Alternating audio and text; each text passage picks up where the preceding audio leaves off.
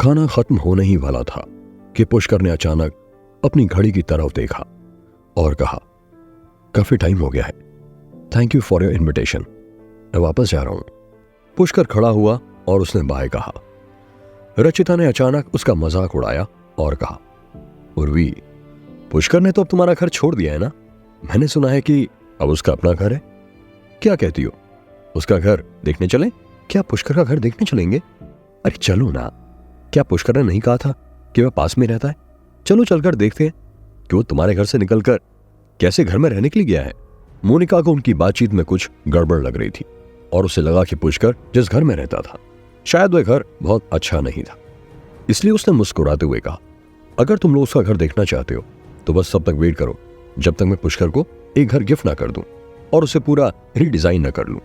उसने मेरी जान बचाई है, इसलिए उसका शुक्रिया अदा करने के लिए मैं सोच रही हूं कि कॉलेज के आसपास के एरिया में उसको एक घर गिफ्ट कर दूं। थैंक यू, लेकिन मुझे इसकी जरूरत नहीं है, मेरा अपना घर है और वो घर बहुत अच्छा है, बाय। उर्वी अचानक खड़ी हो गई और सबकी आंखों के आगे वह पुष्कर को साथ लेकर सीधे बालकनी में चली गई। उर्वी ने कहा, क्या तुम नहीं जानते कि मोनिका दीदी कितनी रिच है?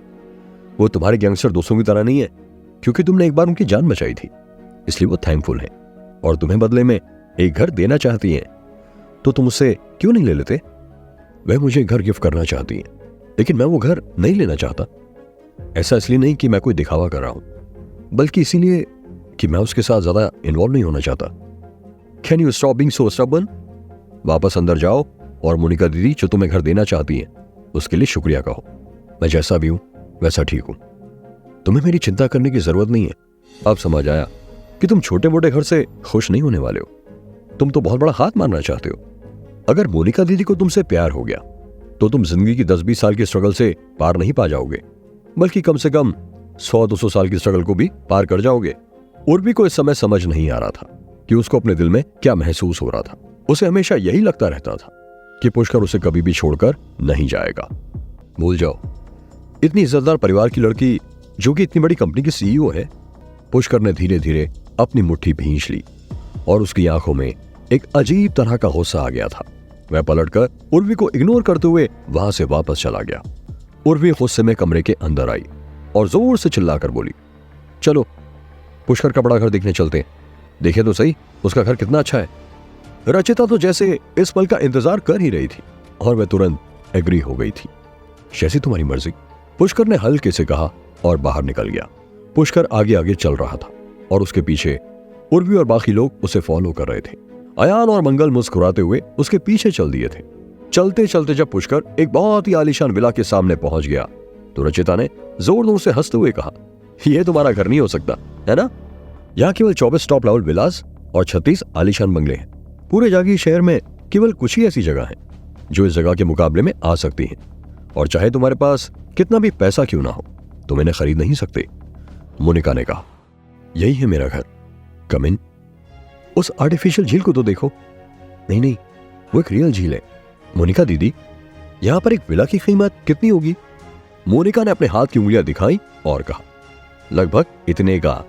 1 करोड़? इतना महंगा? रचिता के मुंह से अपने आप निकल पड़ा।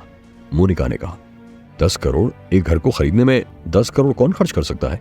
It's crazy. मंगल ने कहा, क्योंकि ये अमाउंट इतनी बड़ी थी इसलिए सभी को इस पर यकीन करना बहुत मुश्किल हो रहा था। तभी सभी की नजरें दोबारा पुष्कर पर पड़ी। पुष्कर सभी को झील के किनारे वाले विला में ले गया और दरवाजे के सामने खड़ा होकर अपनी चाबियां निकालने लगा। क्या सच में ये विला तुम्हारा ही है? मंगल फिर से बड़बड़ करने लगा जैसे ही उसने नोटिस किया कि पुष्कर चाबियों के लिए अपनी जेब टटोल रहा था। बस 1 सेकंड रुको, मैं गारंटी के साथ बोल सकती हूँ कि वह अब कहेगा कि उसकी चाबी खो गई है और उसके पास कोई दूसरी चाबी भी नहीं है।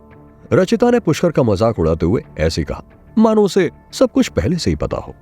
पुष्कर ने अपनी जेब चेक करने के बाद कहा, लगता है मैं चाबी भूल गया। देखा, मैंने कहा था ना।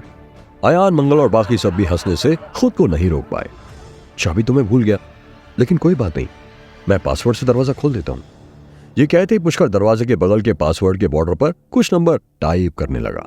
पुष्कर ने दरवाजा खोला और सबसे पहले अंदर चला गया। ये सभी अमीरों के लड़के लड़कियां जिन्हें हमेशा लगता था कि उन्हें दुनिया भर की महंगी चीजों की सारी इंफॉर्मेशन है, अचानक हॉल में इस तरह खड़े थे मानो उन्हें कुछ भी पता ही ना हो। क्या ये सच में पुष्कर का ही घर है? हर कोई यही सोच रहा था और हर किसी के चेहरे का रंग उड़ गया था, यहां तक कि मोनिका का भी। रचिता का मुंह तो और भी ज्यादा देखने लायक था। अचानक एक बहुत ही ज्यादा खूबसूरत लड़की धीरे धीरे सीढ़ियों से नीचे चलकर आई। फिल्मों में आने वाली हीरोइनें भी उसके आगे कुछ नहीं थी। अरे पुष्कर, तुम तो अपने साथ बहुत सारे गेस्ट लेकर आए हो, तुमने उनको अभी तक बैठने के लिए क्यों नहीं कहा? सबके सब शामली को देखने लगे थे। क्या मोनिका शामली को पहचान लेगी? क्या उर्वी पुष्कर को पक्का गैंगस्टर समझ लेगी? जानने के लिए सुनते रहिए ये एक्साइटिंग कहानी सिर्फ पॉकेट FM पर।